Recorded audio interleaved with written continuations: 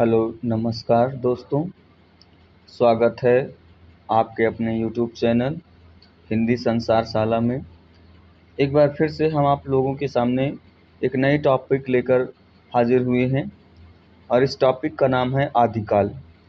तो video start करने से पहले आप सभी लोग चैनल को सब्सक्राइब कर लें, बेल आइकन को दबा लें ताकि जो भी वीडियो बने आप लोगों के पास तुरंत पहुँचे। ठीक है, चलते हैं हम अपने प्रश्न की तरफ। तो हमारा जो पहला प्रश्न है, आचार्य रामचंद्र शुक्ल ने आदिकाल की अंतिम समय सीमा क्या मानी है। ये दूसरा प्रश्न है। पहले प्रश्न पर चलते हैं। पहला प्रश्न है हमारा ये, आदिकाल का समय क्या माना जाता है। ठीक है, आदिकाल का समय क्या माना जाता है। ऑप्शन में है सन 1050 से 1375, संवत 1375 से 1700 और सन 1000 से 1375 और चौथा ऑप्शन है संवत 1050 से 1375 विक्रम। ठीक है, तो इसमें किसी के अनुसार पूछा नहीं है, तो जो किसी के अनुसार नहीं पूछा जाता है तो हम आचार्य रामचंद्र शुक्ल के अनुसार मानते हैं। तो इसमें जो चौथा ऑप्शन है संवत 1050 से 1375 विक्रमी, ठीक है, यही हमारा सही माना जाएगा दोस्तों। अगले प्रश्न पर चलते हैं। अगला प्रश्न है हमारा, आचार्य रामचंद्र शुक्ल ने आदिकाल की अंतिम समय सीमा मानी है। 1540, 1318, 1400, 1343 ईस्वी। तो यहाँ पर जो समय दिया है वो सारे ईस्वी में है, क्योंकि आचार्य रामचंद्र शुक्ल ने जो समय सीमा मानी है वो मानी है संवत में मानी है। कैसे मानी है? जो इन्होंने जो आचार्य रामचंद्र शुक्ल ने समय माना है वो संवत में माना है। किसमें माना है? संवत में। अब यहाँ पर संवत तो है नहीं है, तो इस संवत को हम ईस्वी में बनाने के लिए क्या करेंगे? 57 घटा देंगे। क्या करेंगे? 57 घटा देंगे। जब हम इसमें 57 घटाएंगे तो यहाँ पर जो समय बच कर आएगा वो आएगा 1375 ईस्वी। 1375 ईस्वी, जो समय है वो संवत में माना है। इन्होंने क्या माना है? अंतिम समय सीमा माना है 1375 विक्रमी माना है। कितना माना है? 1375 विक्रमी माना है। और इस 1375 विक्रमी को हम ईस्वी में लाने के लिए क्या करेंगे? 57 घटा देंगे। अब इसमें से 57 आप घटा दीजिए तो क्या जाएगा? 15 में से 7 जाएंगे तो क्या हो जाएगा? 8। बचा क्या है यहाँ पर? 6 में से 5 जाएगा 1 और यहाँ पर क्या बचा है? 13। तो हमारा कितना समय आ रहा है? 1318 आ रहा है। पर यहाँ पर इन्होंने संवत के हिसाब से न मान करके नहीं, केवल और केवल इन्होंने 1343 ईस्वी माना है। तो यहाँ पर हम देखते हैं कि 57 घटाने पर हमारा कितना आता है? 1318 ईस्वी आता है। पर 1318 ईस्वी कहीं पर दिया नहीं है। लेकिन जो आदिकाल की अंतिम समय सीमा मानी जाती है वो क्या मानी जाती है? हमारी 1343 ईस्वी। क्या माना जाए तो 1343 ईस्वी। ठीक है, आगे प्रश्न पर चलते हैं। अगले है पंक्ति दिया है कि रुक्कण किज्जे मंत्रण तंत्र। पंक्ति किसकी है? पंक्ति किसकी है? सराहपा की है, लोईपा की है, कणापा की है, विरूपा की है। तो मैं आपको बता दूं दोस्तों, अगर आप लोगों को आदिकाल की पंक्तियां पकड़ना है तो उसमें किसी एक अक्षर पर, एक शब्द पर बहुत ज़्यादा ध्यान देना है। जैसे कणापा, जैसे यहाँ पर लिखा है कि रुक्कण, तो यहाँ पर इसमें आड़ा दिया है और ये पंक्ति किसकी है? कणहपा की। किसकी है? कणहपा की। तो यहाँ पर जो कणापा हैं ये, इनके नाम में भी आड़ा शब्द आता है, आड़ा अक्षर आता है और इसमें जो पंक्ति में भी आड़ा अक्षर है। तो इन दोनों से मैच कराएंगे तो हम पंक्ति को जल्दी से पकड़ लेंगे। इस तरह हमें भी आसानी भी हो जाएगी। तो यहाँ पर ये पंक्ति किसकी है? कणहपा की है। किसकी है पंक्ति? पंक्ति किसकी है दोस्तों? ये कणहपा की है। ठीक है, आगे बढ़ते हैं। अगली पंक्ति है कि चर्या गीत किसकी रचना है। अब यहाँ पर पूछ रहा है चर्या गीत किसकी रचना है। तो आप लोग जानते हैं ये आदिकाल में चर्या गीत किसकी रचना है। मैं इससे बताने से पहले आपको बता दूं कि एक है चर्या गीत, चर्या गीत है, एक है चर्या पद, एक है योगचर्या, योग सार। क्या है? योग सार। तो ये हमारा प्रश्न पूछ रहा है कि चर्या गीत किसकी रचना है। तो ये जो चर्या पद है ये शबरपा की है, किसकी है? शबरपा की है। और ये योग सार जो है ये है जोइंदू की, किसकी है? जोइंदू की। तो बचता क्या है अपना? अपना बचता है यही, क्या नाम है? चर्या गीत। तो ये जो चर्या गीत है ये है सरहपा की, किसकी है? सरहपा की है।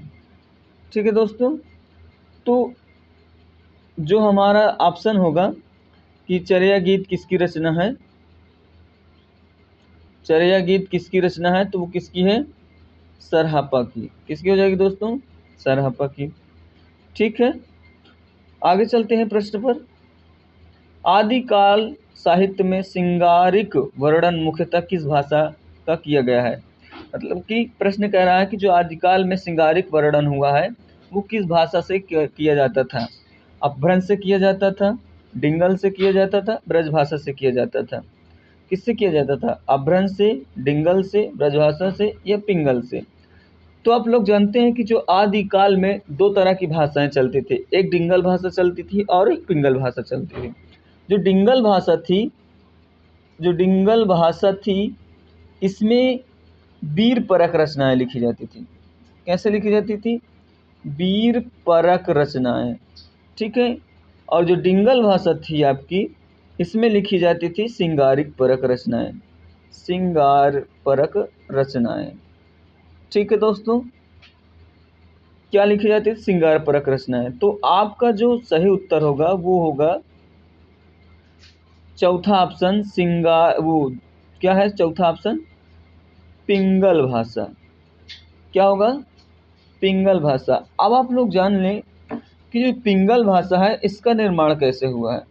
तो जो पिंगल भाषा का निर्माण हुआ है वो हुआ है राजस्थानी प्लस ब्रज मिलाकर, राजस्थानी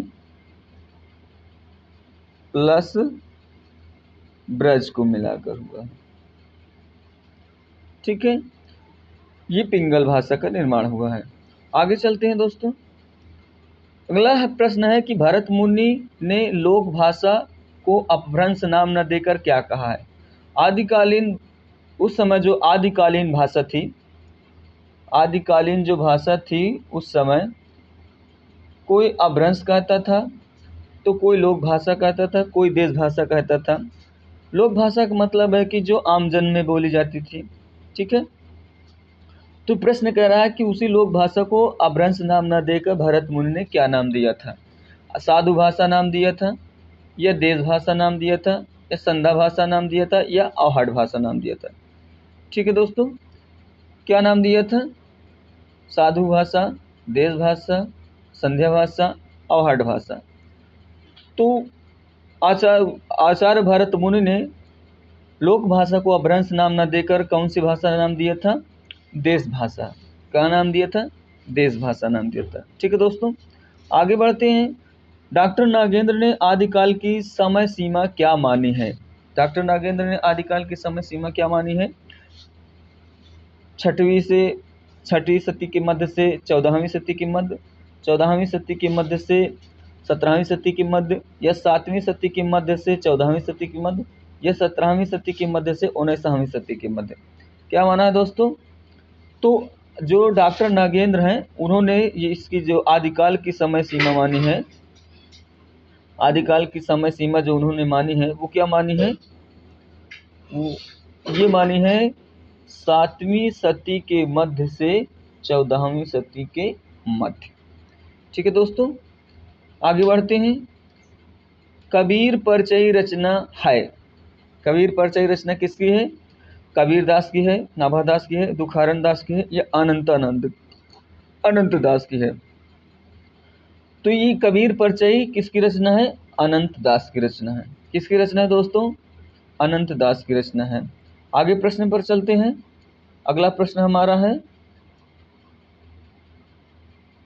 ये, भक्ति साहित्य से वास्तविक हिंदी साहित्य का आरंभ किसने माना है? आचार्य रामचंद्र शुक्ल ने माना है, डॉक्टर नागेंद्र ने माना है, हजारी प्रसाद द्विवेदी ने माना है, या बच्चन सिंह ने माना है? तो आप लोग अच्छे से जानते हैं कि जो आदिकालीन भक्ति साहित्य से वास्तविक हिंदी साहित्य का आरंभ किसने माना है? तो वो माना है आचार्य हजारी प्रसाद द्विवेदी ने माना है। ठीक है दोस्तों, आगे बढ़ते हैं। सबसे पहले चौपाई और दोहों की पद्धति का प्रयोग किसने किया है? सबसे पहले चौपाई और दोहों की पद्धति का प्रयोग किसने किया है? यहाँ पर एक बात ध्यान देने योग्य है दोस्तों, कि अगर सिद्धों या बौद्धों के हिसाब से पूछता, किसके, सिद्धों या बौद्धों के अनुसार पूछता, तो यहाँ पर ऑप्शन दूसरा हो जाता। लेकिन यहाँ पर सिद्ध और बौद्ध नाम नहीं दिया है। क्या? सिद्ध और बौद्ध नाम नहीं दिया है। ये केवल ही कह रहा है कि सबसे पहले चौपाई और दोहों का पद्धति का प्रयोग किसने किया है? सरहपा ने किया है, स्वयंभू ने किया है, जोइंदू ने किया है, या राम सिंह ने किया है? तो किसने किया है दोस्तों, ये आपको बताना होगा। ठीक है, तो अगर सिद्धों और बौद्धों के हिसाब से पूछ लेता, तब तो ऑप्शन हो जाता आपका सरहपा। क्या हो जाता? सरहपा हो जाता। क्या हो जाता दोस्तों? सिद्धों और बौद्धों के हिसाब से पूछ लेता तो आपका हो जाता सरहपा। लेकिन यहाँ पर प्रश्न सिद्ध और बौद्ध न पूछ करके सिर्फ और सिर्फ पूछा है कि सबसे पहले चौपाई और दोहों का पद्धति का प्रयोग किसने किया है। तो जो इसका आंसर होगा वो होगा स्वयंभू। स्वयंभू क्यों होगा? स्वयंभू अपभ्रंश के पहले कवि माने जाते हैं, और ये जैनों के में भी पहले कवि माने जाते हैं। जैन अगर जैन लेखों में पूछा जाए तो भी ये पहले माने जाते हैं।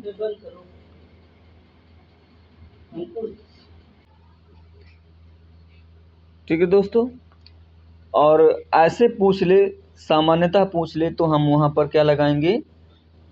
हम यहाँ पर क्या लगाएंगे? स्वयंभू लगाएंगे। क्या लगाएंगे दोस्तों? स्वयंभू लगाएंगे। ठीक है, प्रश्न पर आगे बढ़ते हैं। आगे का प्रश्न जो दिया है कि गोरखनाथ ने अपने ग्रंथ का प्रचार किस देश में किया है? उस समय छोटे छोटे राज्य थे और उन राज्यों को क्या नाम है? देश ही कहा जाता था। ठीक है दोस्तों, तो इसने पूछा है कि गोरखनाथ ने अपने ग्रंथ का प्रचार या अपने धर्म का प्रचार किस देश में किया है? किस देश में किया है? पंजाब में किया है, या राजस्थान में किया है, महाराष्ट्र में किया है, या पश्चिम बंगाल में किया है?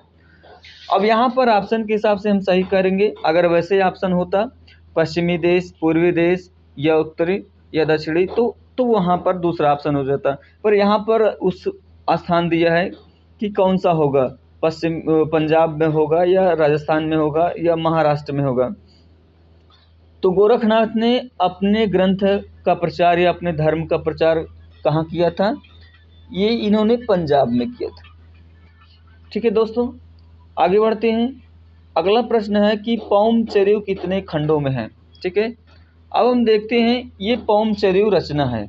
पौम चरिऊ रचना है और ये कितने खंडों में है। तो सबसे पहले ये तो पता करना है कि पौम चरिऊ किसकी रचना है। तो ये पौम चरिऊ किसकी रचना है? ये है स्वयंभू की। किसकी है दोस्तों? स्वयंभू की। और स्वयंभू को रामकुमार वर्मा ने आदिकाल का पहला कवि माना है, या हिंदी साहित्य का पहला कवि माना है, कुछ भी कह लीजिए। क्या माना है? हिंदी साहित्य का पहला कवि माना है रामकुमार वर्मा ने इनको। ठीक है, और इसमें पूछ रहा है कि पौम चरिऊ में कितने खंड हैं।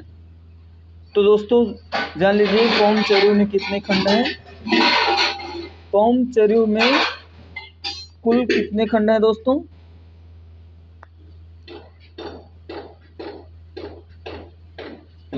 पौम चरिऊ में कुल कितने खंड हैं? 5। कितने खंड है दोस्तों? 5। ठीक है, प्रश्न पर आगे बढ़ते हैं। हाँ, एक बात और ध्यान देंगे कि ये पौम चरिऊ में किसका वर्णन है? तो पौम चरिऊ राम कथा का वर्णन है। किसका वर्णन है? राम कथा का। ठीक है दोस्तों, आगे बढ़ते हैं अगले प्रश्न पर। आचार्य शुक्ल ने आदिकाल का नामकरण कितने ग्रंथों के आधार पर किया है? कितने ग्रंथों के आधार पर किया दोस्तों? 6 ग्रंथ, 4 ग्रंथ, 12 ग्रंथ या 3 ग्रंथ। तो आप लोग सभी जानते हैं कि आचार्य रामचंद्र शुक्ल ने जो आदिकाल का नामकरण किया है, उन्होंने कितने ग्रंथों का नाम लिया है? 12 ग्रंथों का। कितने ग्रंथों का लिया है? 12 ग्रंथों का लिया है। इन 12 ग्रंथों में इन्होंने 4 और 8 का वो बनाया है अलग अलग। 4 रचनाएं जो थी वो अपभ्रंश भाषा में थी। 4 रचनाएं किस भाषा में थी? अपभ्रंश में थी। अपभ्रंश में कहीं कहीं इसका आहट भी मिलता है। और जो 8 रचनाएं थी वो देश भाषा में थी। कौन भाषा में थी? देश भाषा में। और इन्हीं 4 + 8 को मिलाकर कुल 12 रचनाएं हुई। और इन्हीं 12 रचनाओं के आधार पर इन्होंने आदिकाल का नाम इन्होंने क्या रखा था? आदिकाल का नाम क्या रखा था इन्होंने? आदिकाल का नाम रखा था इन्होंने वीर गाथा काल। क्या नाम रखा था? वीर गाथा काल रखा था। ठीक है दोस्तों, तो आचार्य रामचंद्र शुक्ल ने आदिकाल का नामकरण करने के लिए कितने ग्रंथों का सहारा लिया था? 12 ग्रंथों का। ठीक है, आगे बढ़ते हैं प्रश्न पर। हिंदी का पहला धर्मेत्तर रास ग्रंथ कौन सा है? हिंदी का पहला धर्मेत्तर रास ग्रंथ कौन सा है, ये आपको बताना है। उपदेश रसायन रास है, या शालिभद्र सूरि की भारतेश्वर बाहुबली रास है, यह संदेश रासक है। ठीक है दोस्तों, तो आपको ये बताना है यह संदेश रासक है। तो हिंदी का पहला धर्मेत्तर रास ग्रंथ, धर्मेत्तर रास ग्रंथ का मतलब होता है कि धर्म से इतर। धर्म से इतर। अब धर्म से इतर का मतलब क्या है कि उस समय जो रचनाएं होती थी वो हिंदू साहित्य पर होती थी या हिंदू धर्म पर होती थी। क्या होती थी? हिंदू धर्म पर होती थी। और जितने भी लेखक होते थे दोस्तों, वो क्या थे? वो सब थे हिंदू लेखक थे। क्या थे? हिंदू लेखक थे।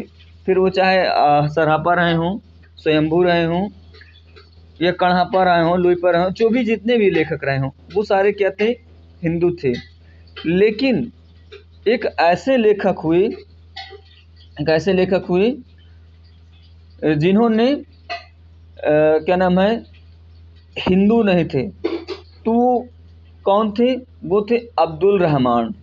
क्या थे? अब्दुल रहमान जो लेखक थे, ये पहले धर्मेत्तर लेखक थे जिन्होंने क्या नाम है, रचनाएं की थी। ठीक है दोस्तों, तो इनकी कौन सी रचना है? इनकी रचना है संदेश रासक। ठीक है, संदेश रासक इनकी एक रचना है। और इसमें जो है ये एक तरह से आप कह सकते हैं ये वियोग सिंगार में लिखी गई है। वियोग सिंगार में लिखी गई है, जिसमें विक्रमपुर की राजकुमारी का वियोग वर्णन है। कहाँ की राजकुमारी का वर्णन है? ये कभी कभी पूछ लेता है कि संदेश रासक में कहाँ की रानी का वर्णन है। तो विक्रमपुर की राजकुमारी का वियोग वर्णन है। विक्रमपुर की राजकुमारी का क्या है? इसमें वियोग वर्णन है। ठीक है दोस्तों, आगे बढ़ते हैं प्रश्न पर। अगला प्रश्न हमारा क्या कह रहा है कि अपभ्रंश का प्रथम रास काव्य कौन सा है? अपभ्रंश का। ठीक है दोस्तों, अगर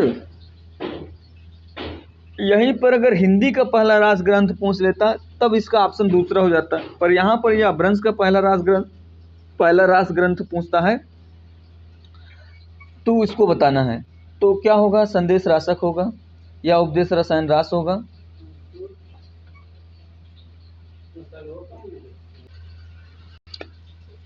ठीक है दोस्तों, तो दूसरा ऑप्शन क्या है हमारा? दूसरा ऑप्शन है हमारा उपदेश रसायन रास, और तीसरा है भारतेश्वर बाहुबली रास, और चौथा है भविष्यत कथा। तो इसमें कौन सा ऑप्शन सही होगा? अपभ्रंश का प्रथम रास काव्य। तो जो अपभ्रंश का प्रथम रास काव्य पूछे तो वहां पर आपको लगाना है उपदेश रसायन रास। अगर यही प्रश्न हिंदी में प्रथम रास ग्रंथ पूछ लेता, हिंदी में हिंदी का प्रथम रास ग्रंथ पूछ लेता, तो आपको वहां पर लगाना होता भारतेश्वर बाहुबली रास। भारतेश्वर बाहुबली रास की रचना शालिभद्र सूरी ने किया है। किसने किया है? शालिभद्र सूरी ने।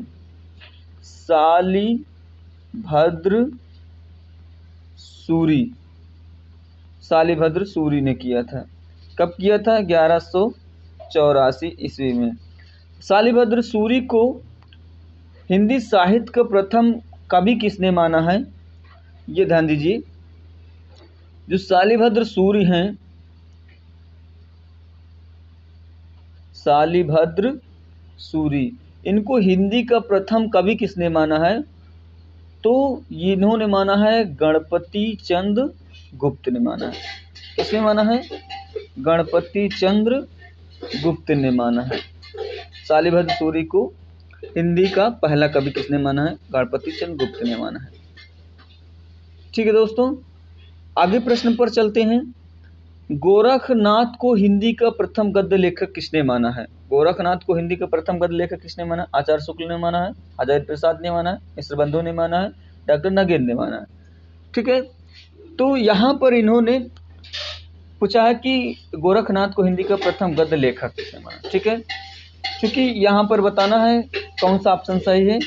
तो गोरखनाथ को हिंदी का प्रथम गद्य लेखक किसने माना है? मिश्र बंधुओं ने माना है। अब आपको यह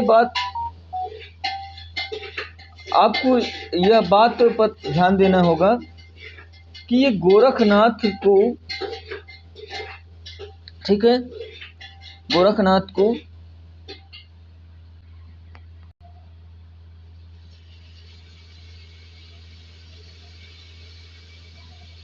ठीक है दोस्तों, गोरखनाथ को हिंदी का प्रथम गद्य किसने माना है?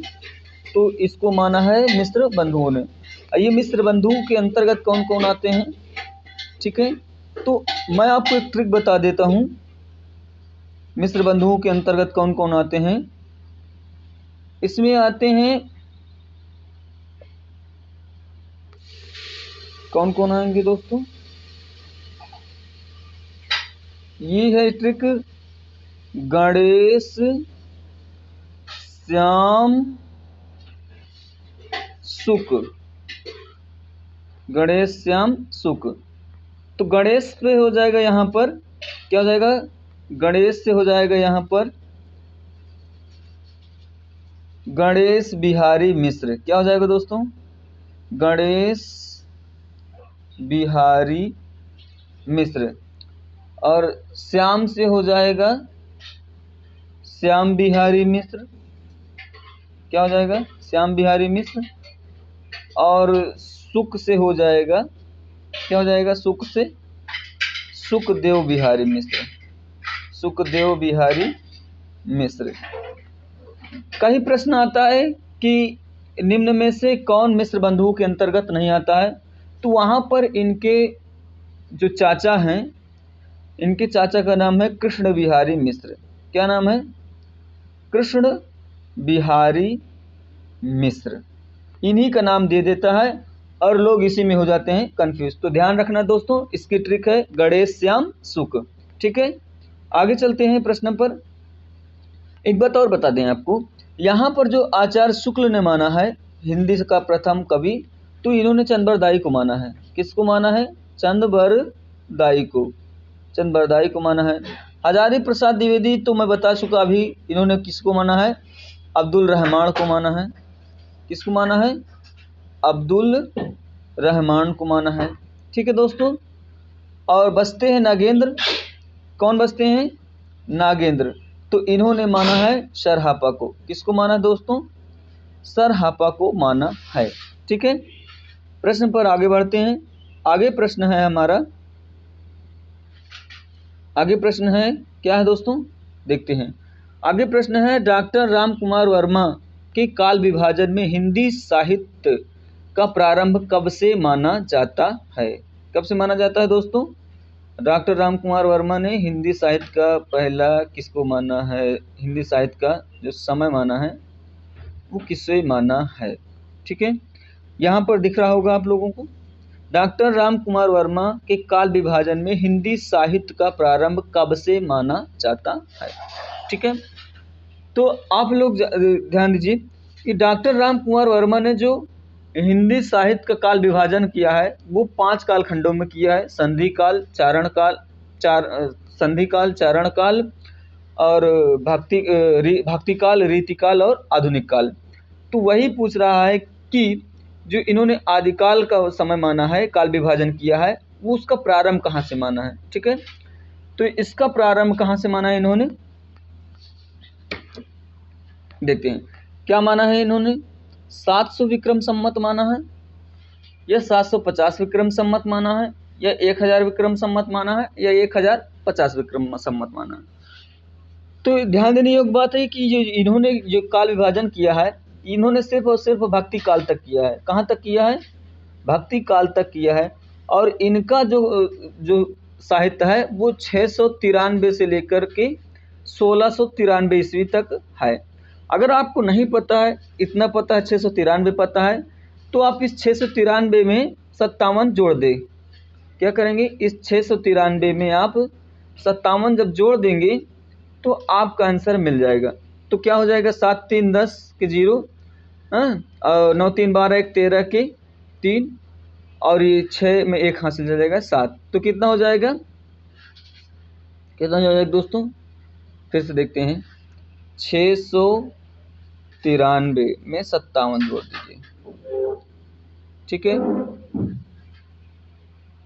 57 जोड़ना है, सॉरी 75 नहीं जोड़ना है। कितना जोड़ना है, 57।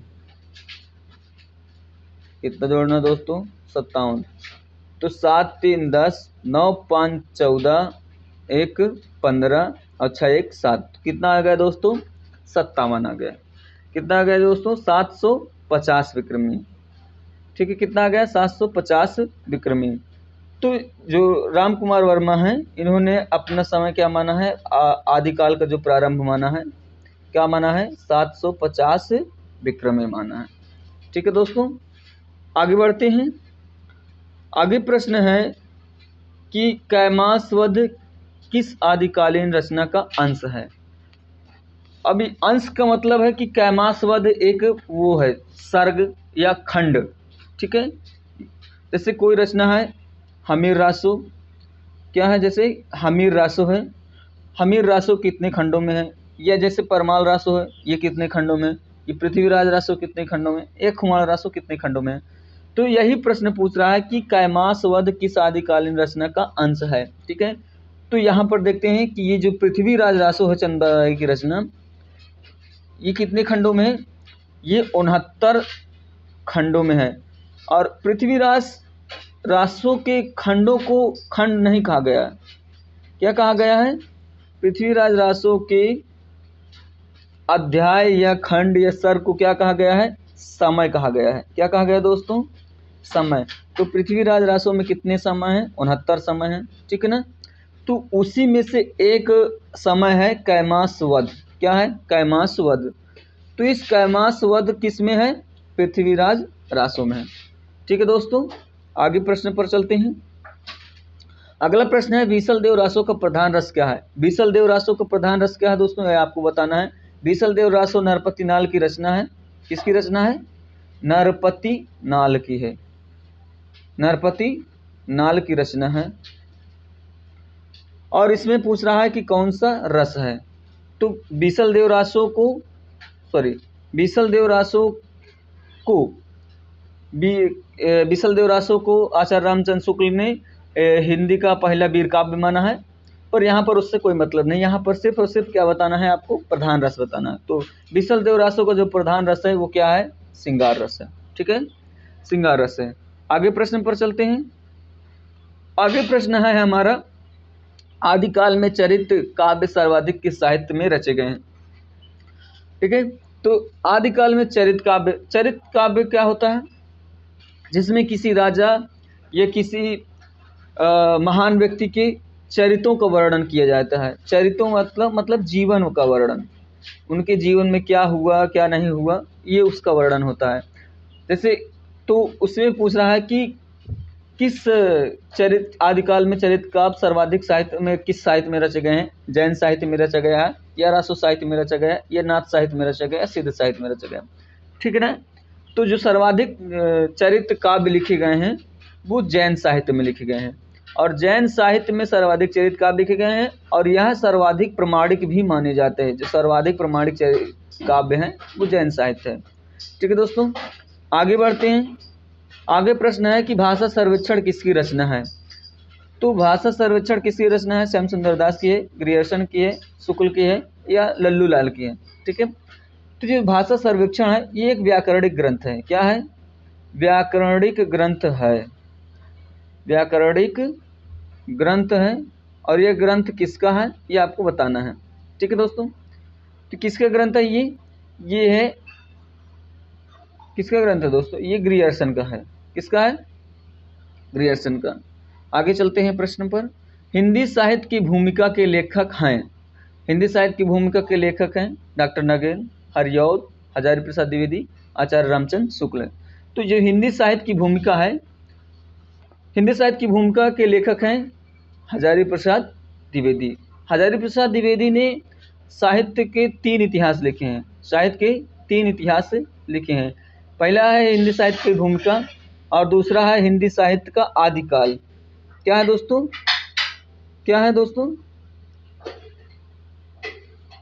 पहला क्या है? हिंदी साहित्य की भूमिका हो गई, और दूसरा है हिंदी साहित्य का आदिकाल हो गया, हिंदी साहित्य का आदिकाल। और तीसरा है हिंदी साहित्य उद्भव एवं विकास। क्या है तीसरा? हिंदी साहित्य उद्भव एवं विकास। उद्भव एवं विकास। क्या है दोस्तों? उद्भव एवं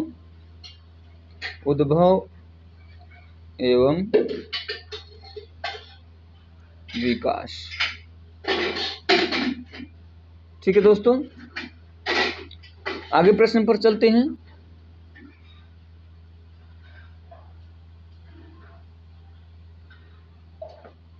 आगे का प्रश्न जो अगला प्रश्न है हमारा, वो है आदिकाल को वीर गाथा काल की संज्ञा देने वाले आलोचक।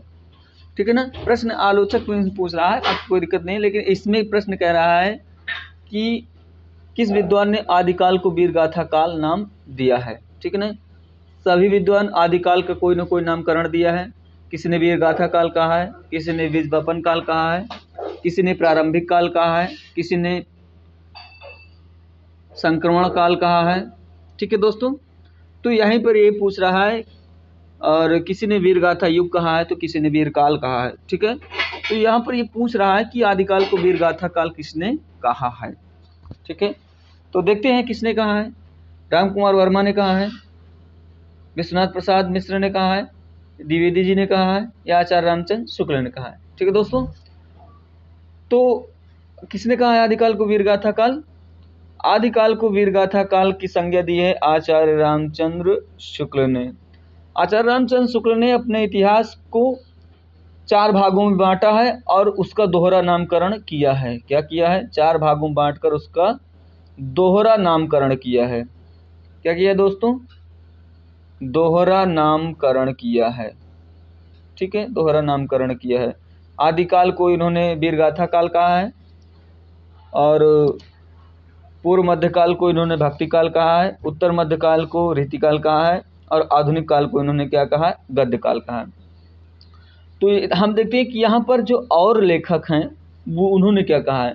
तो जैसे राम कुमार वर्मा हैं, उन्होंने आदिकाल को 2 नाम दिया है। क्या 2 नाम दिए? कौन कौन? एक तो दिया है संधि काल, एक दिया है क्या है? संधि काल नाम दिया है, और दूसरा नाम दिया है इन्होंने चारण काल। क्या नाम दिया है? चारण काल। ठीक है ना। विश्वनाथ प्रसाद मिश्र ने क्या कहा है?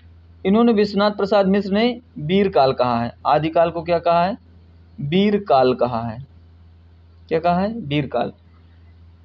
और जो बचे हैं एक और, ये कौन है? द्विवेदी जी। द्विवेदी जी का मतलब है आचार्य महावीर प्रसाद द्विवेदी से। द्विवेदी जी का मतलब क्या है? आचार्य महावीर प्रसाद द्विवेदी से। तो इन्होंने आदिकाल को क्या नाम दिया है? आचार्य महावीर प्रसाद द्विवेदी ने आदिकाल को बीज वपन काल कहा है। क्या कहा है? बीज वपन काल, बीज वपन काल कहा है। कहीं कहीं पर इनका जो मिल जाता है द्विवेदी जी का, वो मिलता है, क्या नाम है? अंकुरोद्भव काल। क्या मिलता है? अंकुरोद्भव काल। क्या मिल जाता है दोस्तों? अंकुरोद्भव काल मिल जाता है। ठीक है, आगे चलते हैं प्रश्न पर। आदिकाल नाम भ्रामक है, इससे बाबा आदम के जमाने का आभास होता है। ये कथन है, किसका कथन है? आदिकाल नाम भ्रामक है, इससे बाबा आदम के जमाने का आभास होता है। तो ये कथन किसका है? हजारी प्रसाद द्विवेदी का है, आचार्य रामचंद्र शुक्ल का है, बच्चन सिंह का है, डॉक्टर नागेंद्र का है। ठीक है दोस्तों, तो हम देखते हैं तो ये कथन किसका है?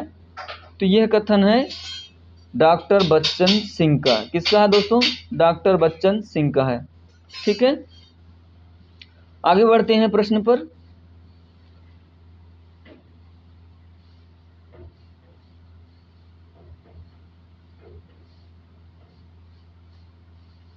अगला प्रश्न है आपका, हिंदी वीर काव्य के रचयिता कौन है?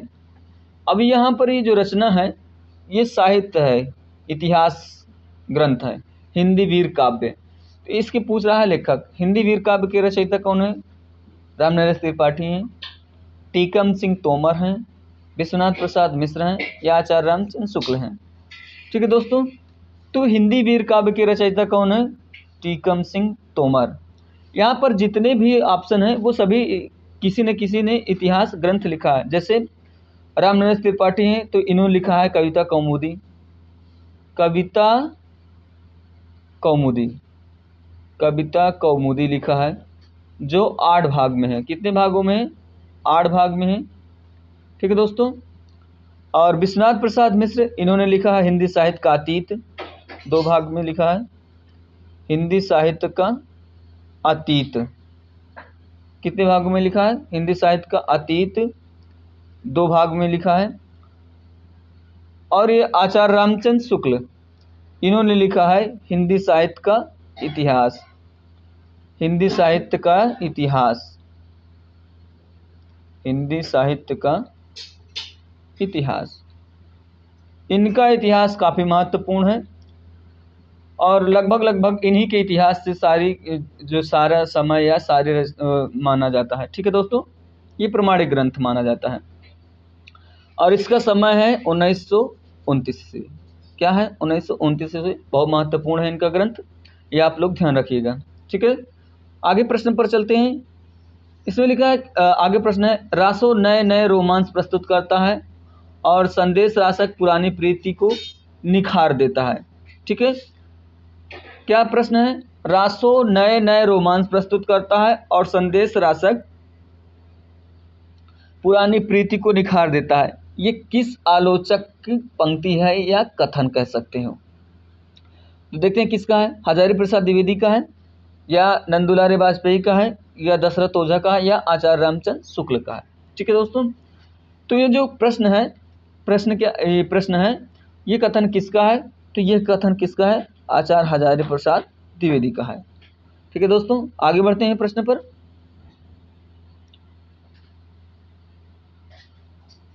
अगला प्रश्न है हमारा, हिंदी साहित्य का इतिहास दर्शन नामक ग्रंथ के लेखक कौन है? हिंदी साहित्य का इतिहास दर्शन नामक ग्रंथ के लेखक, ये भी इतिहास ग्रंथ है और इसके लेखक पूछ रहा है डॉक्टर नामवर सिंह हैं, नलिन विलोचन शर्मा हैं, नलिन विलोचन शर्मा हैं, लक्ष्मी नारायण सुधांशु हैं, या सूर्यकांत शास्त्री हैं। ठीक है दोस्तों, तो देखते हैं किसका है ये हिंदी साहित्य का इतिहास दर्शन। यहाँ पर हम आपको ट्रिक बता दें कि यहाँ पर लिखा है दर्शन। क्या लिखा है? दर्शन। तो इसमें भी अंतिम में ना है और इसमें भी अंतिम में ना है लोचन, दर्शन लोचन। तो ना से अगर आप मैच कराएंगे तो ये आपको आसान हो जाएगा याद करने में। क्या हो जाएगा? आसान हो जाएगा आपको याद करने में। तो जो हिंदी साहित्य का इतिहास दर्शन है वो किसका है? नलिन विलोचन शर्मा का है। किसका दोस्तों? नलिन विलोचन शर्मा का है। ठीक है, आगे बढ़ते हैं प्रश्न पर। आगे प्रश्न का जो दिया है कि आचार्य शुक्ल ने वीर गाथा काल के अंतर्गत किस साहित्य को देश भाषा काव्य कहा है। ठीक है, तो मैं आपको बता दूं, आचार्य रामचंद्र शुक्ल ने कुछ चीजें जो है आदिकाल के अंतर्गत नहीं रखी हैं, उनको आदिकाल के अंतर्गत न रखकर केवल औपचारिक मात्र कहा है। क्या कहा है? औपचारिक मात्र कहा है। तो उसी को पूछ रहा है प्रश्न कि किसको वीरगाथा काल के अंतर्गत साहित्य में स्थान नहीं दिया है। जैन को नहीं दिया है, जैन काव्य को, सिद्ध काव्य को नहीं दिया है, रासो काव्य को नहीं है, नाथ काव्य को नहीं दिया है। ठीक है दोस्तों, तो हम यहाँ पर देखते हैं कि कौन से साहित्य को इन्होंने स्थान नहीं दिया आदिकाल को। तो इन्होंने किसको ना स्थान नहीं दिया है? सिद्ध साहित्य को स्थान नहीं दिया है। ठीक है दोस्तों, आगे बढ़ते हैं। आगे प्रश्न है कि आदिकाल को अभ्रंश काल किसने कहा है। आदिकाल को अभ्रंश काल किसने कहा? फिर से एक प्रश्न आ गया है आदिकाल के नामकरण में। ठीक है, तो हम देखते हैं आदिकाल को अभ्रंश काल किसने कहा है। ठीक है, मिश्र बंधुओं ने कहा है, विश्वनाथ सिंह ने कहा है, बच्चन सिंह ने कहा है, या धीरेन्द्र वर्मा ने कहा है। ठीक है दोस्तों, तो यहाँ पर देखते हैं कि जो विश्वनाथ प्रसाद मिश्र थे, इन्होंने आरंभिक काल कहा है। क्या कहा है? आरंभिक काल कहा है।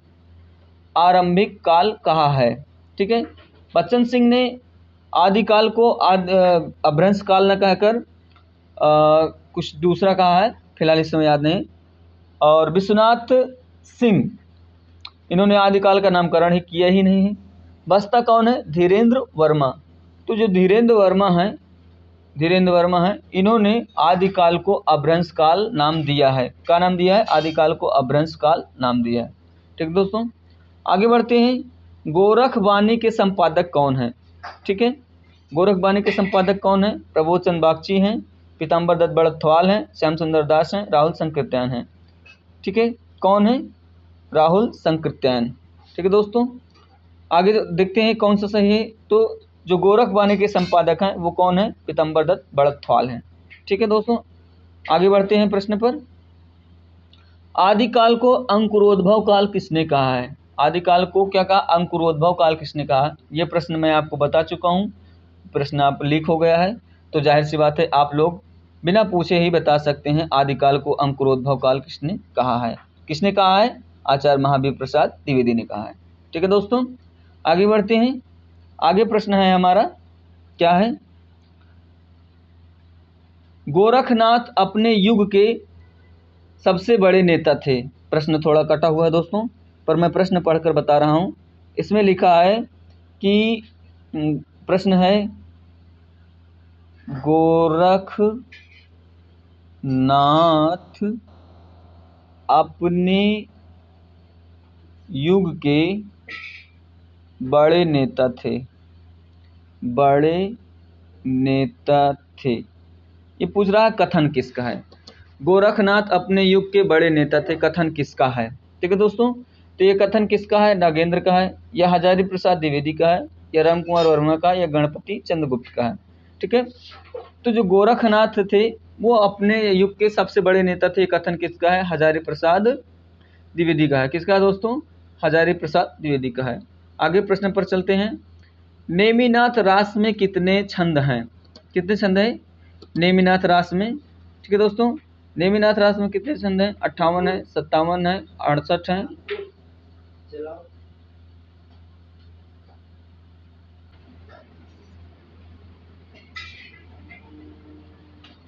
कितने युद्ध हैं यार, मैं भूल गया हूँ प्रश्न।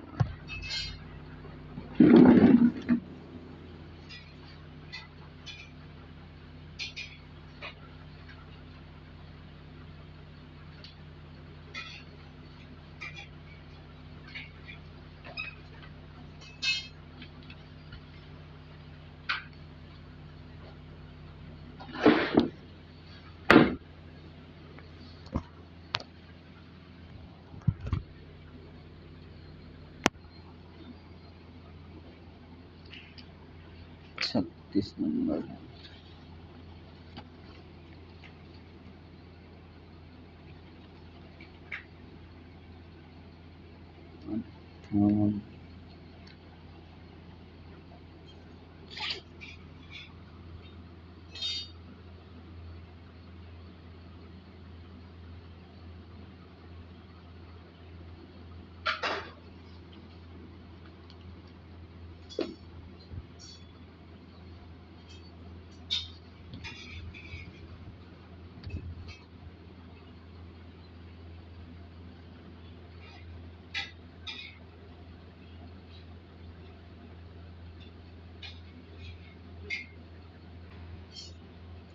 माफ़ करना दोस्तों, बीच में ही छोड़ के चला गया था और वीडियो चलता रहा है।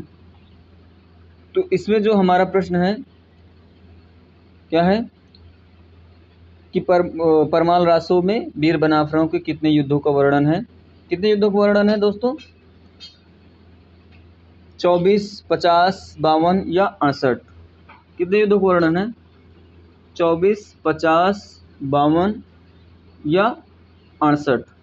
तो कितने युद्धों का वर्णन है दोस्तों? 52 युद्धों का वर्णन है। कितने युद्धों का वर्णन है? 52। ठीक है दोस्तों, आगे चलते हैं प्रश्न पर। विजय पाल रासों में कुल कितने छंद हैं? विजय पाल रासों में कुल कितने छंद हैं? 84, 42, 68 या 35? कितने छंद हैं दोस्तों विजय पाल रासों में? यहाँ पर है 42 छंद। ठीक है दोस्तों, आगे प्रश्न पर चलते हैं। हिंदी में श्रृंगार परंपरा की पहली रचना मानी जाती है, कौन मानी जाती है? राउरवेल मानी जाती है। राउरवेल है, संदेश राशक है, वर्ण रत्नाकर है, बसंत विलास है। तो जो हिंदी में पहली रचना मानी जाती है श्रृंगारपरा की, वो है राउरवेल। ये 7वीं शती की रचना मानी जाती है। कब की है? 7वीं शती की। संदेश राशक 13वीं की है। ठीक है, और वर्ण रत्नाकर 14वीं की है, और ये भी बसंत विलास, ये भी 13वीं शती की रचना है। ठीक है, तो जो हमारा प्रश्न है कि हिंदी में श्रृंगार परंपरा की पहली रचना कौन मानी जाती है, वो कौन मानी जाती है? राउरवेल मानी जाती है। ठीक है, कौन मानी जाती है? राउरवेल। आगे चलते हैं दोस्तों। आगे प्रश्न है कि हिंदी में कृष्ण काव्य का विषय सबसे पहले किसने बनाया था?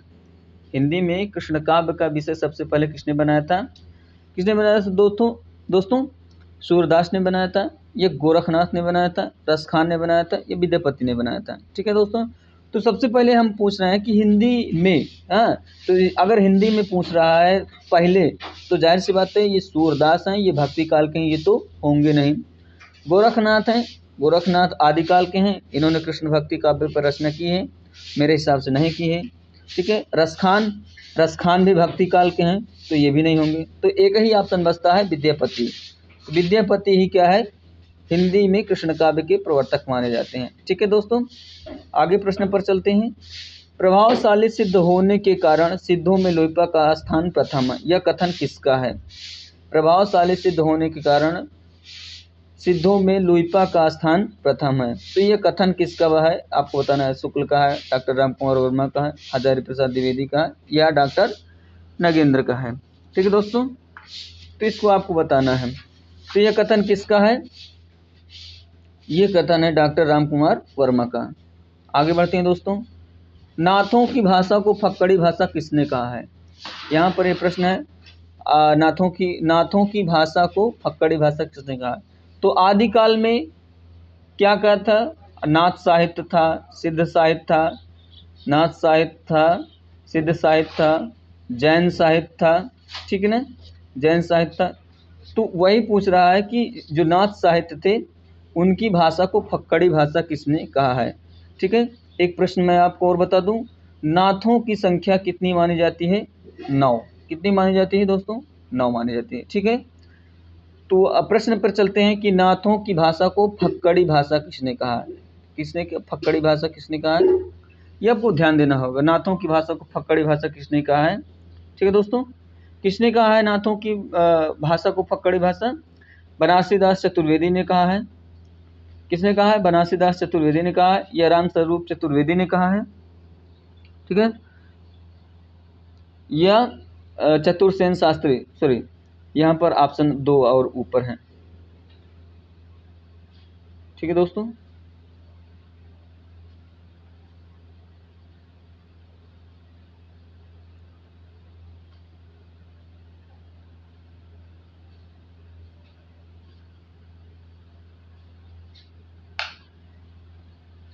किसने कहा है? पुष्यदंत। प्रश्न यहाँ पर कटा हुआ है, तो मैं आपको यहाँ पर बता देता हूँ कि जो नाथों की भाषा को फक्कड़ी भाषा कहा है वो कहा है आचार्य चतुर्सेन शास्त्री ने। किसने कहा है? आचार्य चतुर्सेन शास्त्री ने कहा। किसने कहा है? चतुर्सेन शास्त्री ने कहा है। ठीक है दोस्तों, किसने कहा है? आचार्य चतुर्सेन शास्त्री ने कहा है। ठीक है, आगे प्रश्न पर चलते हैं। आगे प्रश्न क्या है हमारा, पुष्यदंत की भाषा को भाखा की जड़ किसने कहा है? पुष्यदंत की भाषा को भाखा की जड़ किसने कहा? ये कथन है, किसने कहा है? आचार्य रामचंद्र शुक्ल ने कहा है। किसने कहा है दोस्तों? शुक्ल ने कहा है, ग्रियर्सन ने कहा है, बच्चन सिंह ने कहा है, या शिव सिंह सेंगर ने कहा है? तो जो पुष्यदंत को भाखा की जड़ कहा है, प्रश्न क्या है यहाँ पर? प्रश्न देख लीजिए, शायद दिख नहीं रहा है।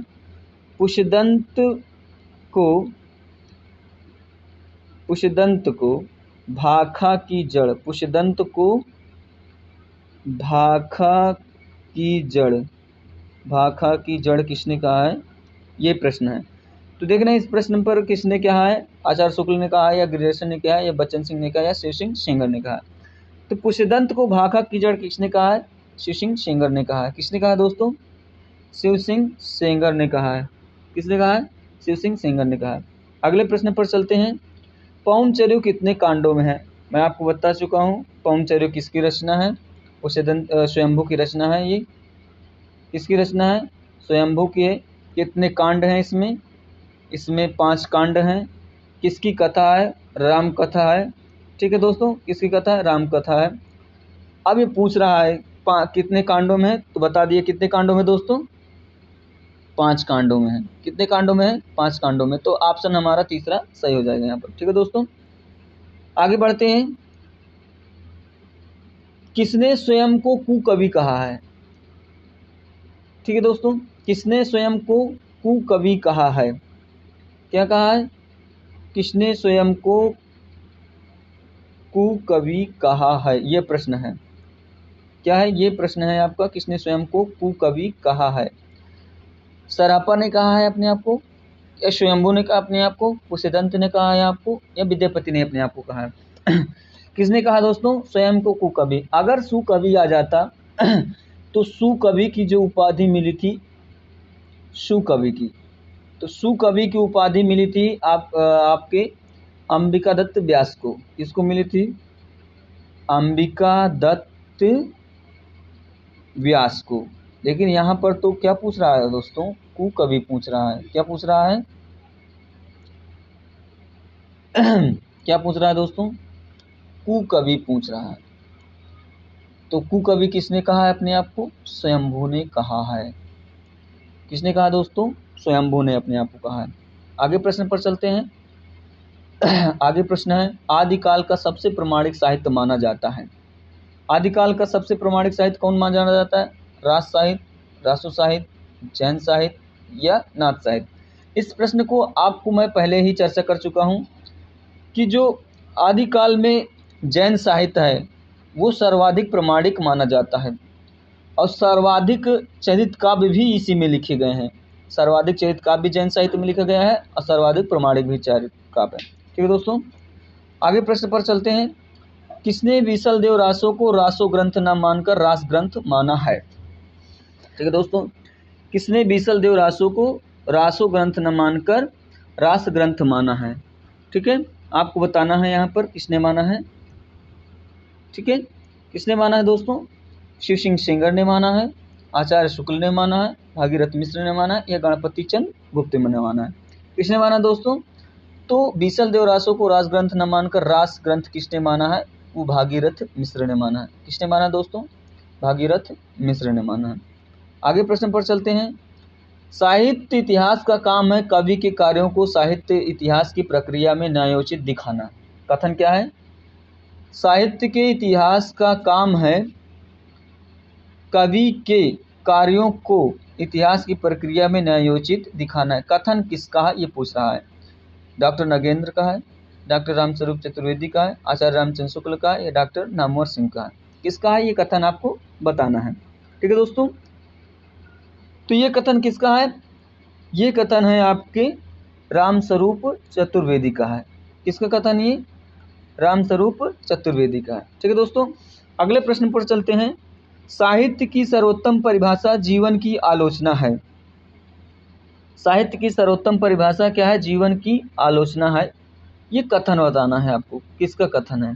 ठीक है, शुक्ल जी का है, नामवर सिंह जी का है, गुलाब राय जी का है या प्रेमचंद जी का है, किसका ये आपको बताना है। ठीक है दोस्तों, तो यहाँ पर देखते हैं कि जो एक प्रेमचंद का कथन है, साहित्य जीवन की आलोचना है, साहित्य जीवन की आलोचना है, साहित्य जीवन की आलोचना है। अगर ये आता तब तो आप प्रेमचंद लगा सकते थे, तब क्या है, प्रेमचंद आप लगा सकते थे।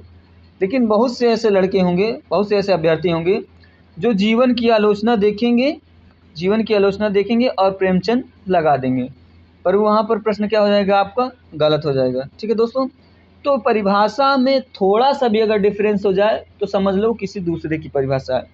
तो यहाँ पर देखना है कि लिखा है साहित्य जीवन की क्या है, साहित्य की सर्वोत्तम परिभाषा क्या है, साहित्य की सर्वोत्तम परिभाषा जीवन की आलोचना है। तो ये कथन किसका है, बाबू गुलाब राय का है। ठीक है, किसका दोस्तों, बाबू गुलाब राय का है। अगले प्रश्न पर चलते हैं। ठीक है दोस्तों, अगले प्रश्न पर चलते हैं। आधुनिक हिंदी साहित्य की भूमिका 1952 ईस्वी, ये रचनाकार कौन है। ठीक है दोस्तों, आधुनिक हिंदी साहित्य की भूमिका के रचनाकार कौन है, लक्ष्मी सागर वर्षडे हैं, विजयेंद्र स्नातक हैं, प्रभाकर माचवे हैं या ब्रजदास हैं। ठीक है दोस्तों, तो ये जो गद्य इतिहास है, इतिहास ग्रंथ है, वो किसका है, लक्ष्मी सागर वार्षडे का है। ठीक है दोस्तों, किसका है, लक्ष्मी सागर वार्षडे का है। अगला है प्रश्न, अगला प्रश्न है आधुनिक काव्य धारा 1943 ईस्वी, किसका कथन है, सॉरी किसका इतिहास ग्रंथ है। आधुनिक काव्य धारा 1943 किसका इतिहास ग्रंथ है, आनंद कुमार का है, केसरी नारायण शुक्ल का है, ओम प्रकाश अग्रवाल का है या गणेश प्रसाद का है। किसका है, गणेश प्रसाद का। ठीक है दोस्तों, तो यहाँ पर बताना है किसका ग्रंथ है। तो ये जो ग्रंथ है आधुनिक काव्य धारा 1943 ईस्वी, ये केसरी नारायण शुक्ल का है। किसका दोस्तों, केसरी नारायण शुक्ल का है। ठीक है दोस्तों, आज के लिए इतना ही। अगली विधा के लिए हमारे चैनल को सब्सक्राइब कर लें ताकि आपको जल्द से जल्द नोटिस मिल जाया करे। ठीक है दोस्तों, धन्यवाद।